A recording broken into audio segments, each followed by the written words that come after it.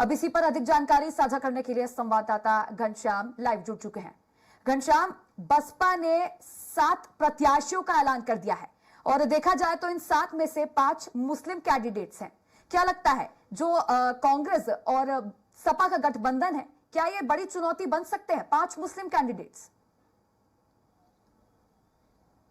बिल्कुल टिसा जी, निश्चित तौर पे अगर देखा जाए, अगर सबसे पहले बात करेंगे कि बसपा के इतिहास का, पहले आम चुनाव में बसपा जिस तरीके से किसी भी आम चुनाव के एक साल पहले, 1.5 साल पहले प्रत्याशियों की घोषणा कर देती थी, अपने प्रत्याशियों को कह देती थी कि आप फील्ड में जाइए, आप क्षेत्र में जाइए और जनता के बीच में जाकर के बसपा के फेवर में और अपने फेवर में माहौल बनाइए। और यहां तक होता था कि जब टिकट बंटवारा करती थी बसपा, जब अपने प्रत्याशियों की घोषणा करती थी, उसके बाद 3-3, 4-4 बार, जब तक चुनाव आचार संहिता लगता था, 4-4 बार वो प्रत्याशियों को बदल देती थी, इतना वो वक्त लेती थी। लेकिन उसके बावजूद बसपा की दूसरी लिस्ट आ गई, माफ करिएगा, भाजपा की दूसरी लिस्ट आ गई, समाजवादी पार्टी ने तमाम प्रत्याशियों की घोषणा कर दी, 2 सबसे बड़े दल हैं उत्तर प्रदेश में। उसके बावजूद मायावती मौन से दिख रही हैं। और जो 7 सीटों की बात की जा रही है, उन 7 सीटों में 5 सीटें अल्पसंख्यक यानी मुसलमानों को दी है। इससे सीधे तौर पे चुनौती इंडिया गठबंधन के तौर पे देखा जा रहा है। और पिछले आंकड़ों की बात की जाए, और पिछले, चाहे वो विधानसभा चुनाव को लेकर के हो, मेयर चुनाव को लेकर के हो, 17 सीटों के मेयर चुनाव पे जहां पे बसपा ने प्रत्याशी उतारा था, उसमें अधिकतम लोग जो है 9 लोग बसपा की तरफ से मुस्लिम प्रत्याशी थी। नतीजा यह रहा कि 17 की 17 सीटें समाजवादी पार्टी हार गई और 17 की 17 सीटें भारतीय जनता पार्टी मेयर के लिए जीत गई। पिछले 2019 में बसपा और सपा दोनों लोग साथ में आकर के चुनाव लड़े थे।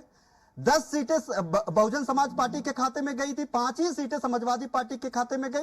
ये सारे समीकरण को देखते हुए मायावती का मौन एक बड़ा सवाल उत्तर प्रदेश में खड़ा कर रहा है कि आखिर क्या कारण है कि मायावती एकला चलो रास्ते पे जा रही है, उसके बावजूद टिकट का घोषणा नहीं कर रही है। 2-3 चीजें बातें की जा रही है टिसा इस मामले में कि एक तो वो ये प्रत्याशी वो देखना चाहती हैं कि भारतीय जनता पार्टी और दूसरी सबसे बड़ा दल यानी इंडिया गठबंधन की बात करें, समाजवादी पार्टी की बात करें, तो इन लोगों के प्रत्याशी के अनुरूप वो अपने प्रत्याशियों को उतारेगी कि आखिरकार उस समीकरण में बसपा को किस जाति के, किस समुदाय को के जो है प्रत्याशियों को उतारने पे बसपा के फेवर में, बसपा के मुफीद में समीकरण बन सकता है। दूसरा सबसे बड़ा रीजन ये है कि इन सब सीटों में उत्तर प्रदेश में जहां पे जो समाजवादी पार्टी के बागी नेता होंगे, जो भाजपा के बागी नेता होंगे, जो लोग भारतीय जनता पार्टी में दावेदारी पेश कर रहे हैं, अगर उनको टिकट नहीं मिलेगा, ऐसे बागी नेताओं को बसपा जो है टिकट दे सकती है। उसका सबसे बड़ा एक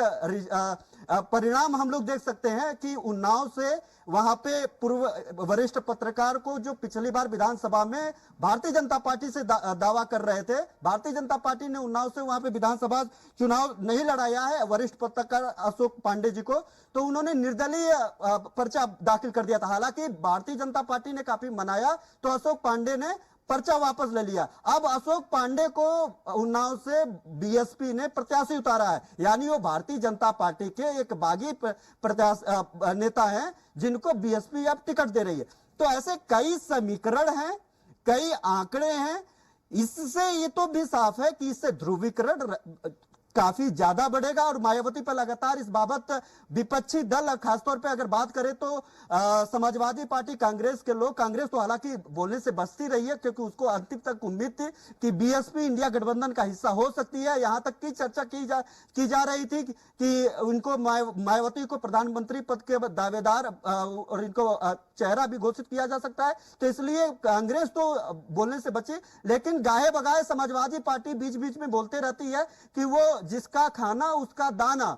अखिलेश यादव लगातार इस बाबत ये जो है जुमला वो लगातार छोड़ते रहते हैं। तो मायावती पे वो सीधे तौर पे घेरते हैं कि उनका कहना है कि वो बीएसपी जो है भारतीय जनता पार्टी की बी टीम बनकर के काम कर रही है, वो ऐसे प्रत्याशियों को उतारेगी जिससे उसको जीत भले ना मिले लेकिन समाजवादी पार्टी और विपक्षी दलों को हार मिले, उससे भारतीय जनता पार्टी को इस समीकरण पर जीत मिलेगी। तो ऐसे में अगर ओवरऑल देखा जाए तो मायावती का मौन कई सवाल खड़ा कर रहा है। और ऐसे में अंतिम में जब लोकसभा चुनाव के मुहाने पे है। कभी भी अब 1-2 दिनों में कयास लगाए जा रहे हैं कि आचार संहिता लग जाएगा, चुनावी बिगुल फूंक दी जाएगी। जी जी चुनावी बिल्कुल मोड पे घनश्याम, पूरी जी तरीके बिल्कुल घनश्याम, तो निश्चित तौर पर कह सकते हैं कि मायावती का यह मौन कई तरह के समीकरण बना रहा है और आगे देखने वाली बात होगी बसपा की क्या रणनीति होती है। शुक्रिया जुड़ने के लिए और जानकारी साझा करने के लिए।